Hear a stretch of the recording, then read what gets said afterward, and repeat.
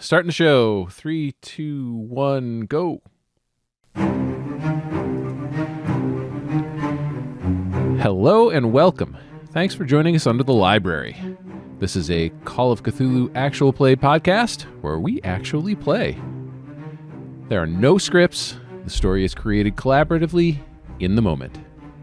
If you like what we do here and would like to support it, please check out underthelibrary.com/support. There you'll find direct links to our first module, the Snake's Oil, and to our Patreon. It would really help us out, and we would very much appreciate it. Again, that's underthelibrary.com/support. Finally, if you are a tabletop RPG gamer or GM looking to get more out of your gaming experience, check out our other show. It's called Up Your RPG and can be found on Apple Podcasts, Spotify, or wherever you get your podcasts. My name is Arthur. I'm playing Buddy. I am joined by Emily playing Colette, Rick as Sam, Scott as Eddy, and Wayne as Sister B. As always, our keeper is Michael. Michael, over to you. As a horror tabletop role-playing game set in the Call of Cthulhu universe, Under the Library features horror and other unsettling images. Not safe for Scott is our signal. The following information will be graphic. If you're concerned, skip ahead, but stay with us. And if you've ever looked up at the stars and thought, when? You're in the right place. And with that, Emily, for last week's recap. All right. At the pharmacy, Sister B discovers that the men who questioned Ethan had also hurt him. And this made her decision easy, as she deceives the men by pretending to exit through the back door. They approach. She shoots one, killing him, and wounds the other, intentionally leaving him for Ethan to have an opportunity for revenge. At the hotel, Buddy notices a spot-marked ring on Colette's map. She shows them the ring she discovered at the murder house. Colette is still thrown by the previous night's visions, but reluctantly agrees to leave the hotel and get some dinner with Eddy and Buddy. And Sam, still in the bar at the Straits, continues to talk with Jim the bartender. He learns a man named Elroy disappeared and then reappeared, a shadow of his former self. The community pays for Elroy's room at the hotel. Sam then heads to the general store and meets Belinda, Joe's former boss, who is initially hostile, but she then recognizes that Sam cares for Joe and gives him Joe's old notebook. And that was our episode.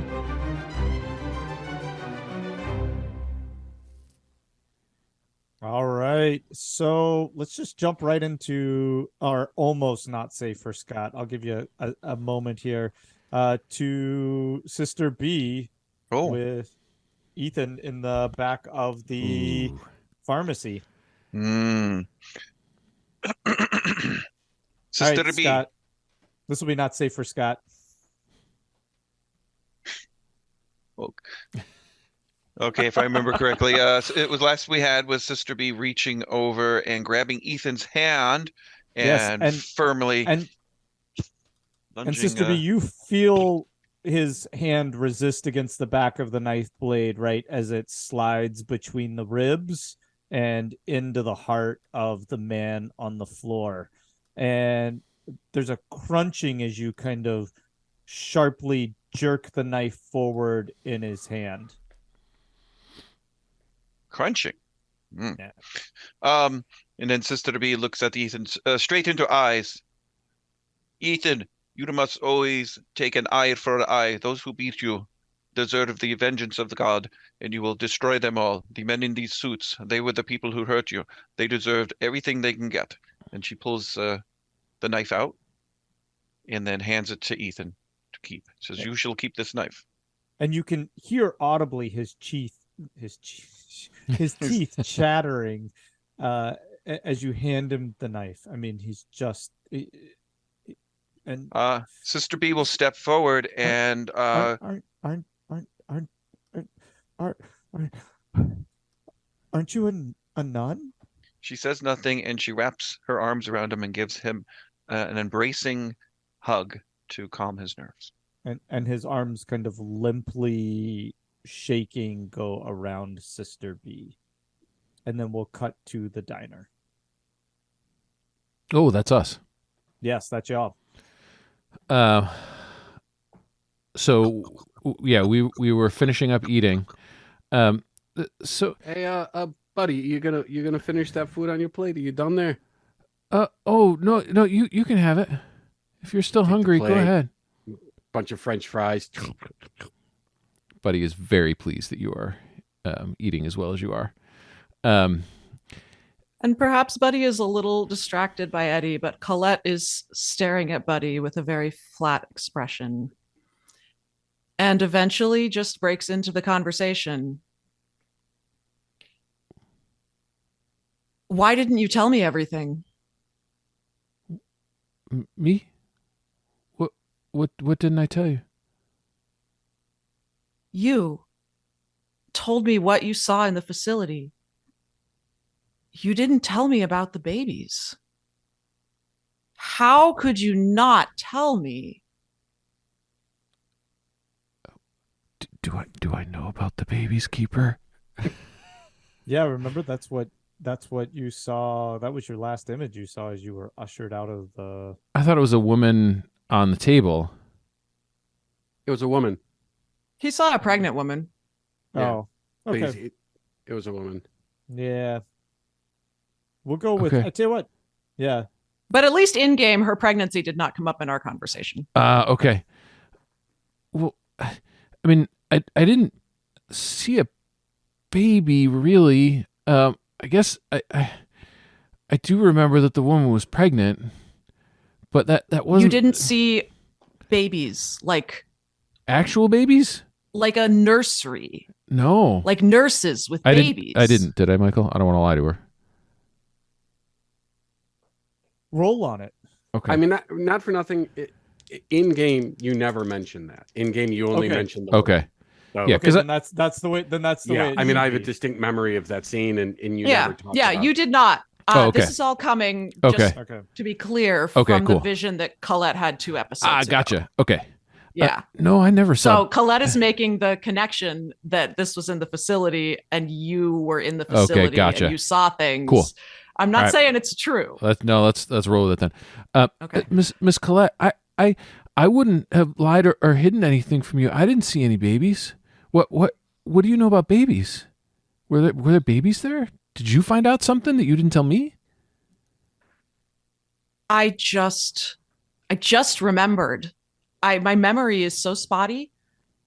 And last night when I was trying to force myself to remember the kidnapping, to draw the picture, I had these visions, and it must have been while I was in the facility, and they had infants.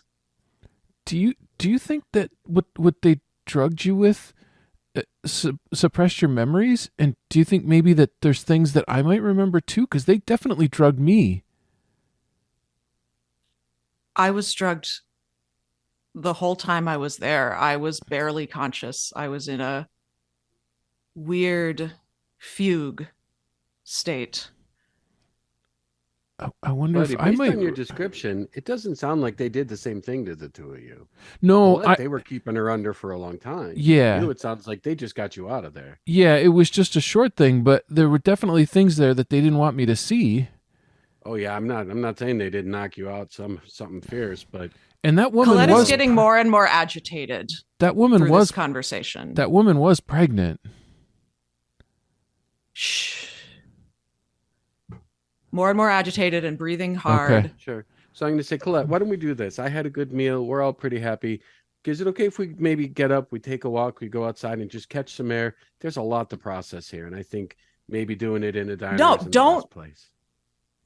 Just move on. I have to say this. Okay. When they loud are took you me, being? I'm probably being medium. Okay. I'm a little bit incensed. Mhm. But yeah, I am I'm breathing harshly, and there is a lot of obvious tension in my body, almost to the extent that I'm trembling because I am forcing out this thing that I never told you, Mhm. which is hard for me to even think about. When they took me, I was pregnant. Oh no. They told me So I had a sorry. miscarriage. I have a memory. I have one of my very few memories, but this one is crystal clear. Oh, I'm so sorry, Colette. And I believed them. I mean, I guess I couldn't even think. Yeah, how could you? Eddy, we gotta stop him.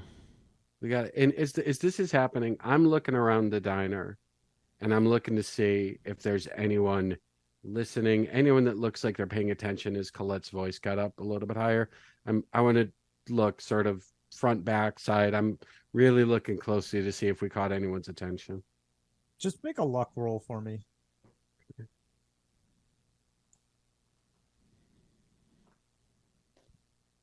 No, I missed. Okay. There's all the way on the far side of the diner is a man eating by himself but he's just got like a cup of coffee and a paper, and occasionally you catch some sidelong glances from him. Okay. So I'm going to lower my voice just a teeny bit, and I'm going to say, Colette, I am so sorry that happened. Here's what I'm worried about. There's someone in the diner who's maybe showing a teeny bit of interest in what we're talking about. It could just be because we're interesting people, but if you're okay, if we go outside and we finish this conversation, maybe we're not going to let some people know some stuff we don't want them to know. And Colette's just going to burst up and rush out of the diner. Okay. And we'll cut to Sam on that note. And Sam's riding a nice blue bike. No, he's Oh my He- God. Sam. he's driving his car down over to the hotel. Well, presumably Elroy would be. He's got his hands on a packet or two of Spangler's circus peanuts. Only the best. Oh, speaking of which, And I just ran out. And well, you could get more of those with Belinda at the local store. So he'll pull up to the hotel, and while he's driving there, he does sort of casually look over to the passenger seat where the notebook that Belinda gave him is resting, and Okay. he sort of pauses after he parks, and he sort of takes a deep breath, and he leans over and he picks up the book. What's it look like? That's on you, Emily, to describe this book. Yeah, absolutely. It's very nondescript. It's just like a little notebook that you would have found in Belinda's general store because that's where it came from. She had a habit of collecting things, as I said before, and then collecting pictures when she couldn't collect things, but she didn't have a lot of money or resources. And so as I look at this nondescript notebook, I will flip open the first page.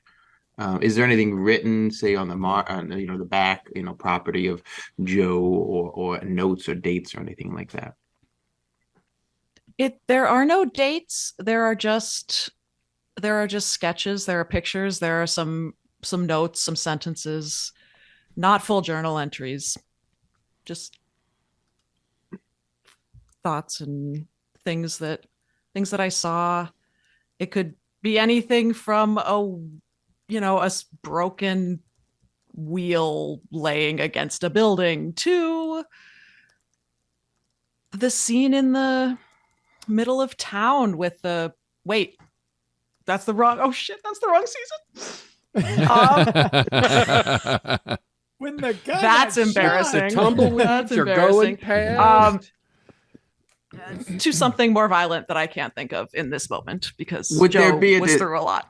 Got it. Is there Mhm. anything towards the end of the book, say maybe pictures within like a military base, or of like something going up in flames? Oh, that's interesting. Well, the problem is that the book was left in the store and Joe Ah. left, so there couldn't be, but I would love there to be.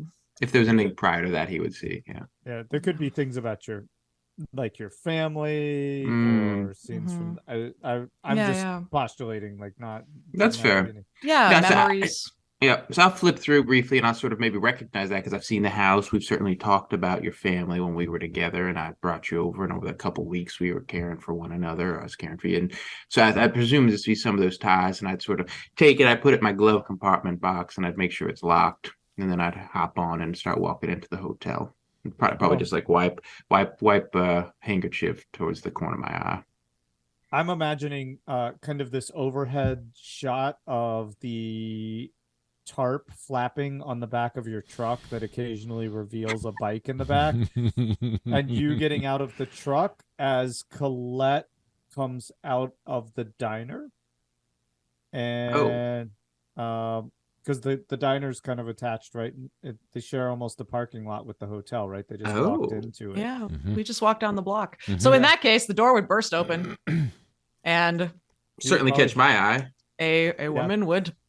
And I'd probably just brusquely walk outside, hyperventilating. Probably. And an angry, traumatized woman is the perfect person for Sam to speak with. Say it, Sam. And I this is gonna go great. Reflexively, when I hear like the door fling open and the sounds, I'd probably reflexively just put my hand on my holster, and I'd look over and I'd go, "What in the hell?" And I'd probably start running in that direction. And so I'd see you, Colette, and we met at the end, right? There was we briefly, I think, in the house, from what I recall. Yep. You were Briefly. hiding, We didn't right? hit it off. We didn't really hit it off. And But I'll at go, least he's "Hey!" running at So you with surprising. his hand on his gun. Right, exactly. And I'll go, you're that lady who was all caught up hiding in the closet. Colette, was it? So I'm going to look to side to see if Buddy or Eddy is out yet, and I'll just say, I don't know what you're talking about. My name's Lulu. at the house. Lulu Minkton. At the house, aren't you? So good. Okay, so Buddy would probably be out the door about now. Yeah. So before we do that, this is what I would say to you as we're getting up. I'm going to say, Buddy, I'll go ahead and pay. Go ahead and follow her out. I'm going to stay behind a little bit because I want to see if we got a tail. Okay, that sounds good. I want to make sure she's okay. And I just rolled a little intelligence roll, and I go, no, it was Colette. So good. Stop punching you in the throat. Right. I said, You know my name better than I do, huh? Like, what's Who got do you you think you flustered are? there? Well, I just see a lady in distress. I told you figured my I'd name. Run over. You told me I had a different name. Well, it's funny you say that because I do sometimes get names mixed up on occasion of some of the women in my life, so it's certainly possible. Now let me just ask: are we married? You're not Rachel, right? Lulu. So, Lulu. Lulu Minkton. Got it. Well, Lulu, you look like you're all flustered. Anything happened in that diner? And I'll sort of run up to you. You look like you're a stranger. Why are you talking to me? I'm fine. Am I out? Stranger, we met at that one fella's house, the professor. Okay, so Buddy would come out at this point. And say, "Oh, Mr. Sam," and Buddy would walk out in a way Looking back and forth. to physically put himself between Sam and Colette.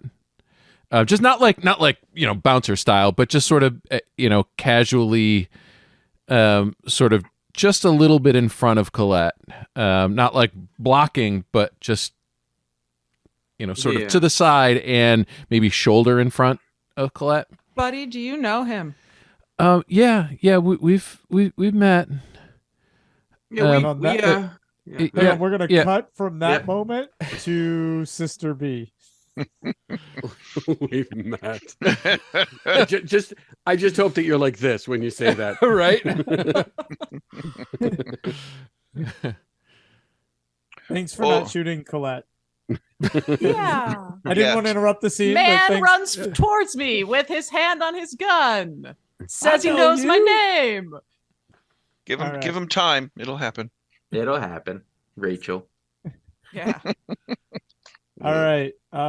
So Sister B, if you want to stay, do you want to stay in that moment or do you want to jump a little bit? The one thing we want to do is quickly with Ethan, calm Ethan.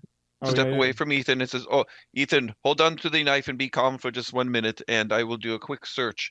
And she will turn the lights on, and she doesn't expect Ethan to help, but she wants to rifle through the pockets and anything that the. When you turn the lights on, right, you shot them and Ethan was behind them. So Ethan has spray all over him, Ooh. right? Like, and he probably doesn't even realize it at this moment, but it just kind of adds to, that trembling Ethan there holding the knife powerlessly, right? And I would imagine Sister B would quite efficiently start to pat down these bodies, though. Yeah, yep. And then in the meantime, she just casually says, "Oh, Ethan, go get one of your pharmacy type coats or something that you put it over yourself just for look's sake. It'll be good for you." Okay. And so he disappears to the front of the pharmacy. And then so she rifles through, sees if she can find anything of value that might be in a wallet or medallions or anything interesting with weapons. Okay. Anything. Roll a spot hidden. Yeah, 72 is terrible. No. Okay. So what you would find then, of course, two 6-shot revolvers with that each one has 4 shells left in it. They have in their pockets no sort of identification. Each one has $10 and $4 in quarters. So they have no wallet. So do they have a curious lack of identification? Yes. Okay, that's what. And then the suits are nondescript. Are the suits identical? They are. Down to the shoes, up to everything? Yep. Okay. And do they their age and such like that, anything curious about that? Distinguishing, are they young, like they would be military age, like young men, or are they a bit older, maybe a little more experienced and grizzled with a few scars across their face? Yeah, you're looking at like probably early 30s on these guys. Okay. Then she does a quick thing. She wants to do this. She's thinking they might be military. So on one of them, she takes off their coat as quickly as she can and their shirt, and she looks for tattoos. And they both have what appear to be scars on the same left bicep, where whatever was there was either cut off or burned off. Oh, wow. Oh, okay. So Sister B says, "Ethan, quickly come back to me over here. We need to get going pretty quick." And when he gets back over, I'm assuming he's still pretty hyped up. And she says, we will be leaving here out the back door. We will quickly be going down the streets. We will stop for nothing. We will look around at things around us if anything is looking or following us. We are going to the church that I stay at. We are doing this very quickly. Are you ready for this, Ethan? We are not stopping. We have to go very quickly. But what are there going to be more? He says, "Ethan, don't ask those questions and don't think. Do me one thing. Go get the sample of the brain matter in the jar and put that in the pocket of your jacket. You have good deep pockets, and then we will go very quickly back to church convent." Okay, and so he quickly comes back, and he has the white not physician, the white chemist coat or pharmacist coat. It's buttoned down, so he has it buttoned, and so it's this pristine white coat, but then the blood spray on his face, right? That's well marked a little bit. So Sister B will take, if there's any cloth, or actually she just takes the suit jacket from one of the dead guys and wipes his face down a little bit. And she says, "Oh, this isn't pharmacy. Generally, there's a rack up front that has cheap bags of circus peanuts. Do you have any? Go grab some." and they will make their way out. They will open the. I'm not hungry, sister. You don't need to be hungry for circus peanuts. There's always room for circus peanuts. the modified high fructose corn syrup is good for you. And she opens the back door, looks around and listens, and then will make her way down the street if it's clear with Ethan. Yeah, make a listen roll. It's a That nice is tense moment. a 66 is another not good roll, and her listen is a 60, so she misses it. Okay. Maybe a big car went by. Yeah, that's what I would think. And she says, "Oh, we cannot risk staying here much longer, Ethan." And she looks him directly in the eye and says, "Ethan," he says, "Ethan, you have been very, very brave. These people were very, very bad. You are on the righteous side of doing things. You are leading. You are on the precipice of going into a new world and being in a new place. We must leave. You will follow me." Yes, sister. And she grabs his hand and holds his hand, and then she goes out and she makes doesn't run, but an extremely brisk walk down the street towards the church. Okay, and so if we had kind of the cinematic view between alleyways, right? Mhm. It's the nun in her full gown, right? And then Her regalia. right next to her is he's in a pharmacist lab coat in white, so it's kind of this checkered movement through the alleyways as we head towards the convent. And We can cut there. We can yeah, cut I was gonna to- say that's I think that's everything. Just making Okay. sure Ethan is good. All right, we'll cut to back in front of the diner where Buddy says, Yep. So really that- quickly, at this point, I've probably paid, and as I said, I'm sort of heading outside, but I'm going to separate from the group a little bit, Okay. and I want to get in a position where I can watch to see if the guy that was watching us heads out after the group heads away, and I'm going to sort of try and motion to Buddy. I'm assuming by now we've worked out a bit of a communication thing to start heading back to the hotel. Okay. So I guess as this is happening, Colette is peering at Sam. I recognize you. Yeah, Colette, this is Mr. Wagoneer. Mr. Wagoneer, what are you doing here today?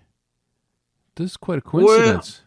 It's pretty sure is. I just haven't seen you guys in several weeks. I was on my way out because I heard of all these disappearances and whatnot happening here in the Straits, and I felt duty bound to come down and see what's going on. If it had anything You to do were with in the all house. The what? Yeah. The house. He you was, were in the he was house Richard's with Buddy, house. with Eddy. Yeah. I We said talked that, like, about the 60 disappearances. seconds ago.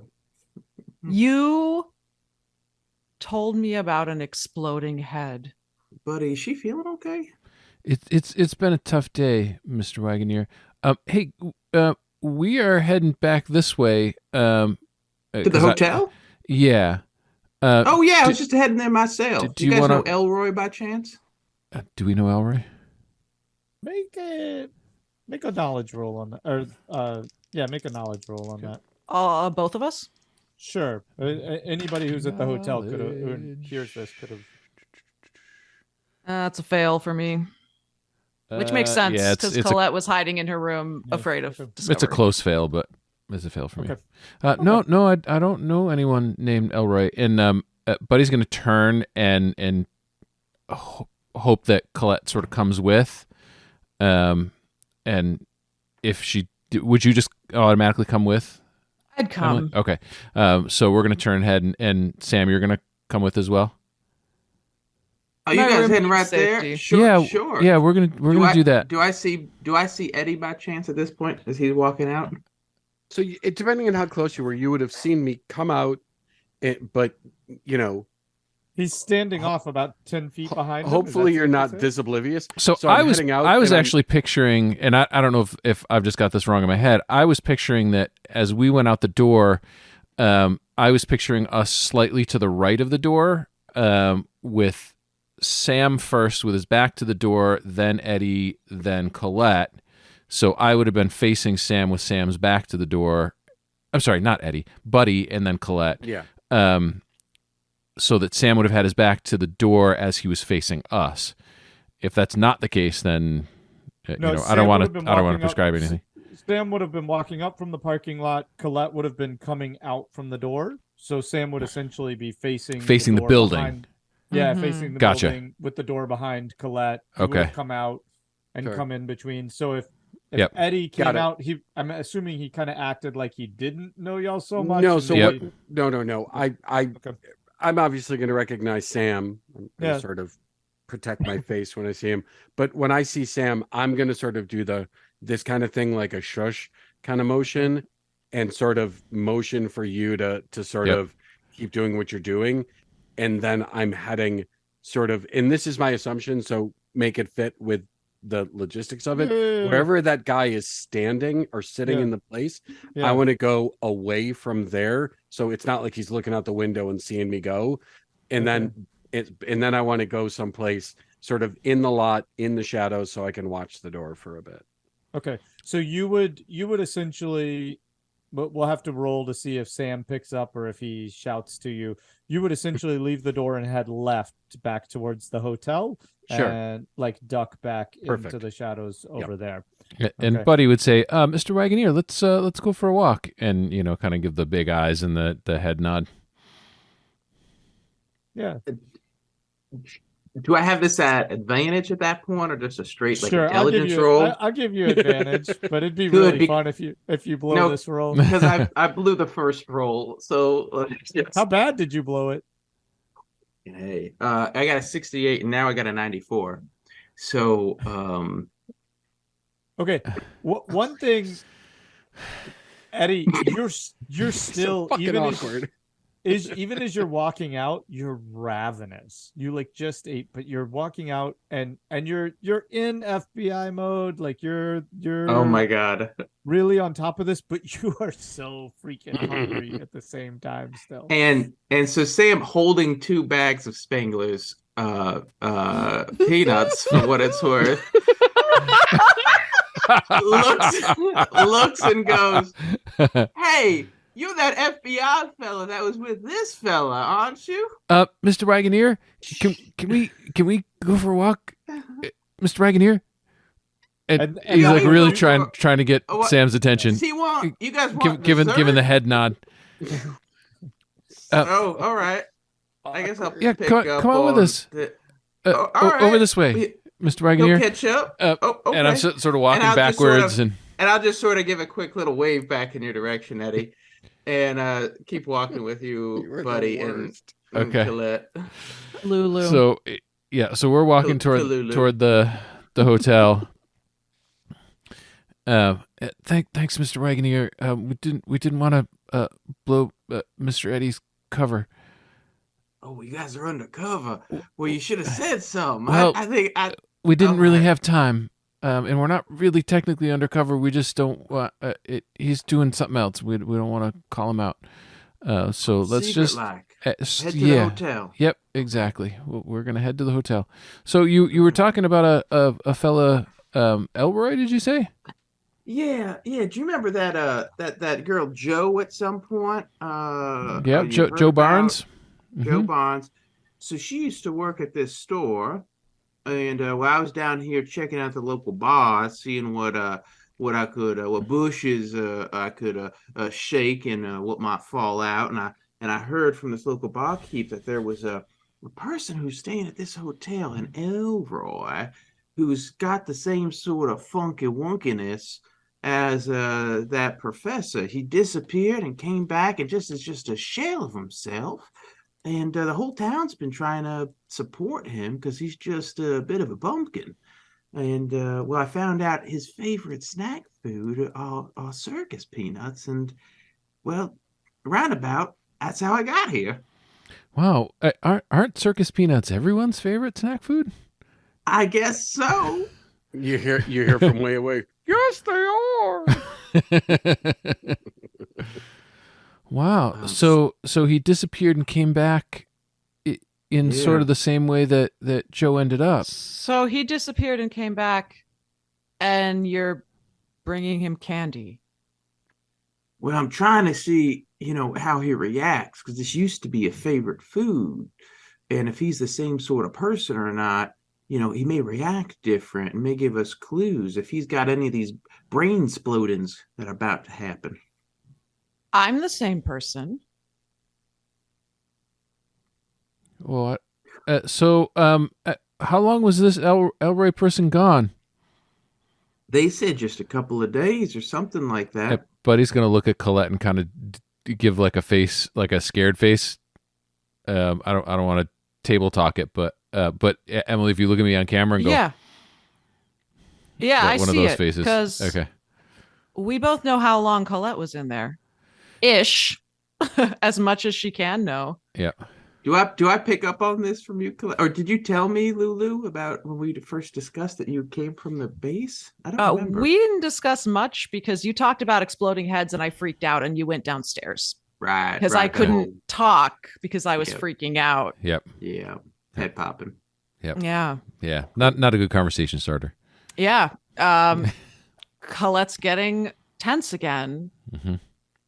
Because this is the same thing happening all over again, because Sam seems to be implying that people go to the base and then they change and then their heads explode. Yeah. I worry that he got infected at the base, just like the other gentleman, that professor whose head then exploded. Well, just like our other friend. Just like our other friend. Sam, you should leave. But Mr. Wagoneer, that's not really what happened. Because the people who were at the base for a long time aren't the ones who had the brain thing. That was just the one person. It was just Richard, and then the people who came in contact with Richard. Somebody needs to explain to me, what is the brain thing? Well, we don't really know, but it seems like that maybe the people at the base did something that infected. What was Richard's last name? Fimer. That infected Mr. Fimer, and that's what killed him. And then being in contact with him is what killed his friend. Rutherford. Yeah, his friend Rutherford. And maybe that really nice, very smart, really great character, Franny. Oh, Fran, yeah. She was very cool. She seems like she was an awesome person. I don't know if you heard much about her, but she seemed really great. She talked a lot, but she was really nice. Yeah, she was really nice most of the time until, that whole head exploding thing. It just was real unfortunate. What do you know about the infection, about the disease? What if I'm infected?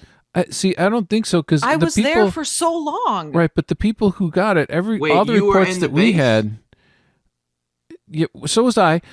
Is there a test? All the things that we heard, that the information that we have is that people who got infected didn't live for more than 24 or 48 hours. And you've been alive way longer than that. Yeah. So I don't think there's any way that you could have that. Yeah. That's unfortunate that you two were in there for so long. Well, I worked there. What happened to Joe?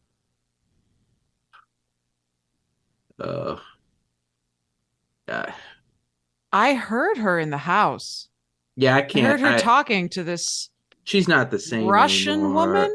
She's not the same, Lulu. We should just make our way to the hotel. So good with names. Did she get infected? Well, our reports are I that just can't figure out. I don't know what's happening here. I'm guessing it's been 3-4 minutes elapsed at this point. Yeah. So at this point, I'm gonna circle sort of around so that someone, if they were looking out the window of the diner, they wouldn't see. But I'm gonna circle around and catch up to the group. Okay. So safe to assume that that person didn't follow? Yeah, I didn't see anybody. I said, okay. I'll keep an eye behind us a little bit, but it may have been nothing. I'd rather be a little bit paranoid. Boy, and I'm still really hungry. Yeah, I was going to say, as he gets up to you, there's just this huge gurgle as his stomach rumbles. Hey, Sam, look, I thought of a way you can make up for punching me in the face like that. Can I have one of those bags of circus peanuts? I thought I already made up, but I said, but listen, you can have some, but this is important. I spent a lot of You're a good credit, man, and I'll good rip open worth. one of the bags and just start eating the Art, can you do me a favor and simulate Sam? If I didn't run out, I would do it. Yeah. So while they're Yum, eating, yum. have we walked our way half a block back to the Yeah, hotel yeah, yet? it's not 'Cause- far. I mean, they share great. a parking lot, so it's not. So I'm not interested in the circus peanut conversation, but I'm going to pop back into my room and grab those 2 papers that I didn't share earlier. Okay. But they were coming for you and the picture of the baby. Mm-hmm. Those are the ones. And I'm going straight to the front desk if there's a front desk for the hotel. Okay. Unless you notice, with one bag of circus peanuts, the other one is going into the room with me. All right. So as the group kind of splits off into these smaller little pods, we'll cut back over to Sister B. Okay, Sister B, she's making her way down the street to a church convent, and she's You can, if you want, if there's something you want to do here, Sister B, you can do it. Or if you want to time dash us forward, you can time dash us forward too. That's so kinda time up to you. dash is to the convent. So she wants to be at the front doors, go in, Okay. and she has Ethan with her, and she says, "Oh, Ethan, you can come in with me. This is part of church that normally public can't go, but if Yeah, you're with yeah. me, you're okay, Sister Mother Superior. She will be." I would like that. Yeah, I would And like she brings that. him in, and she looks at him, and she says, "You are safe inside here once the doors are closed." And she says, "We will be leaving soon. Ethan, do you have family in town?" Yes, sister. Okay, we need to go. This is some things have happened that were bad. I want you to sit down at the desk over here and write a letter to your family. You will be sending it to them from here. I can't go anywhere, sister. You have to go somewhere. These men, they have seen you, and your life is in danger. You will be coming with me. You killed them, sister. They can't see me anymore.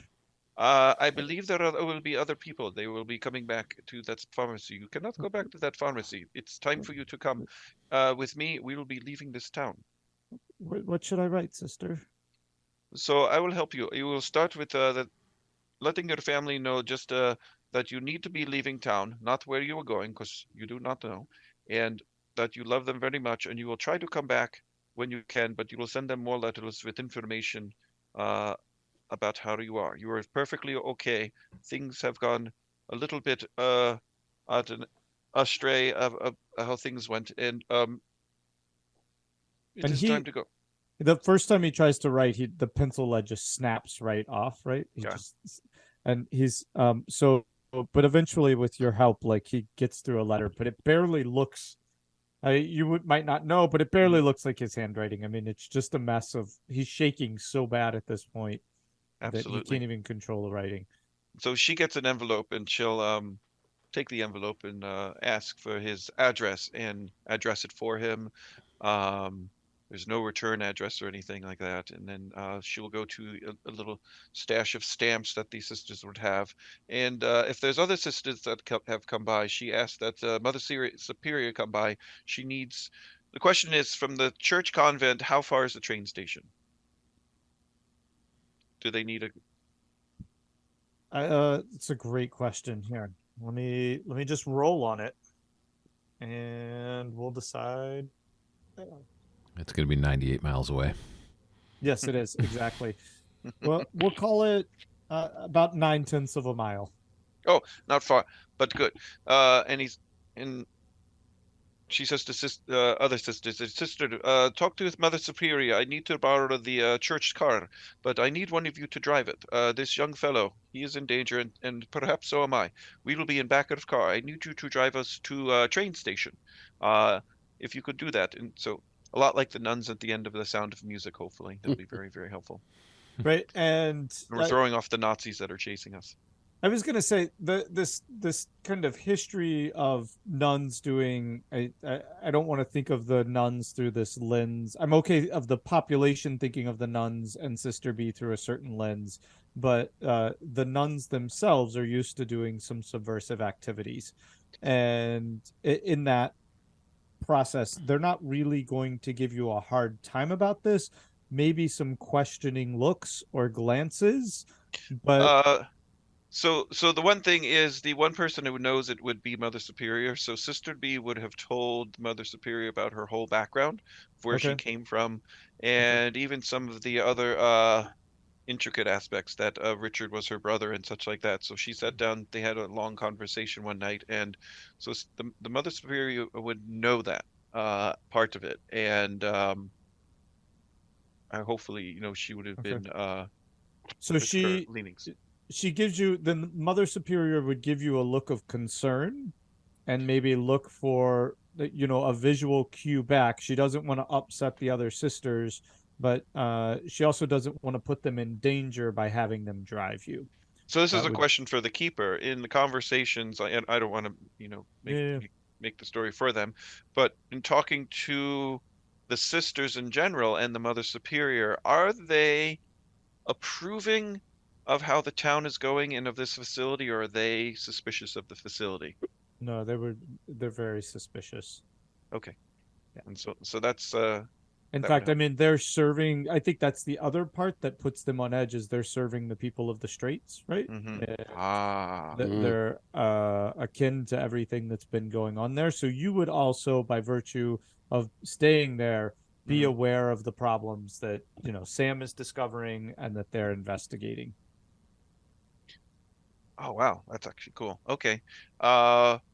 So Sister B those knows that at this point with the soldiers that she thought were Russian soldiers and was a convent burning, but these other two with these scars on their arms, now it's extra deep, and she does not want Ethan to be hurt or taken away, perhaps to the facility, or even worse, like these people in the Straits, dying in gruesome ways. So she wants, her number one thing is to protect Ethan, and she wants to get Ethan out of town. She's Okay. also thinking of the map that was back in Richard's, the Atlas, and it had the Mhm. little notation of Mhm. Bloodstone.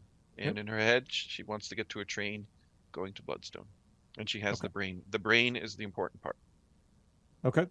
Got it.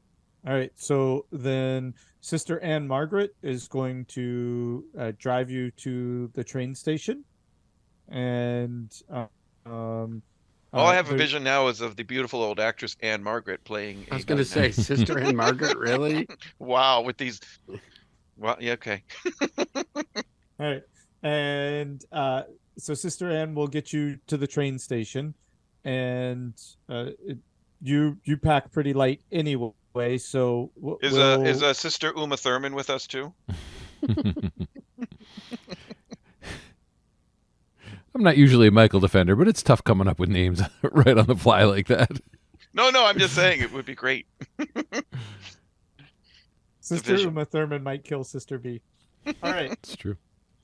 So, all right. So Sister Anne's gonna get y'all to the train station, and we'll kind of do the shot of y'all hurriedly kind of ducking into the back of the car, and maybe the nuns peeking out the windows. Right. The Mother Superior wants to make sure y'all weren't followed.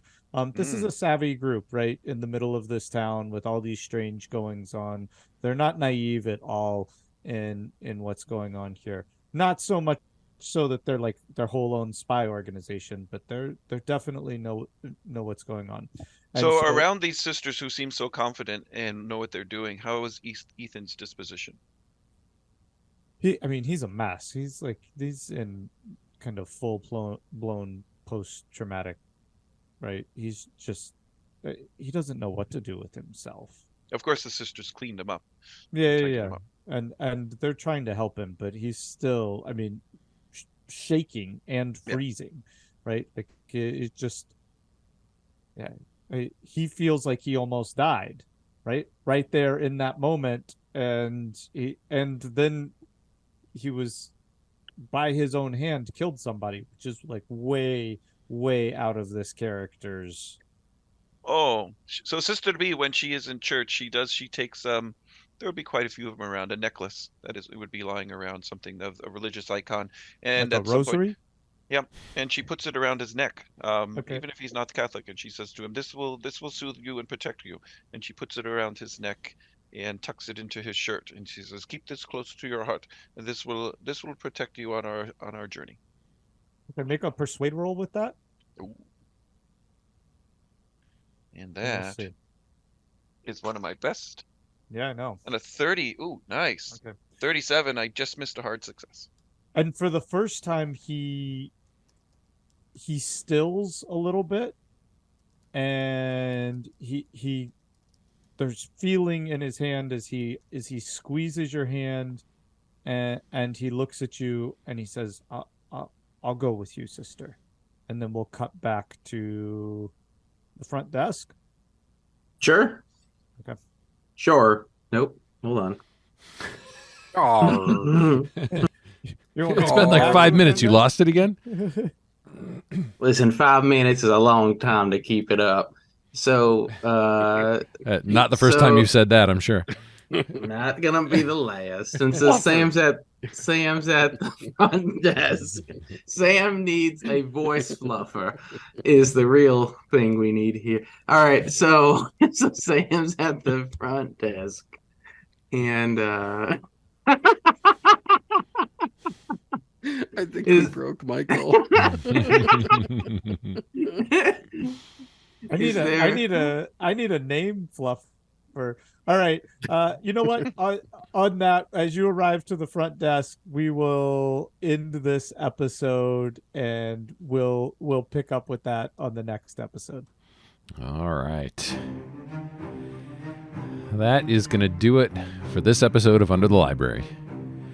Just a reminder that we are now doing 2 shorter episodes per week, so you can look forward to another show in just a few days. Until then, you can find us at underthelibrary.com. And of course, don't forget to check out our other podcast. It's called Up Your RPG and can be found wherever you get your podcasts. So for me and for Michael, for Scott, Rick, Wayne, and Emily, thanks very much for joining us, and we'll see you next time.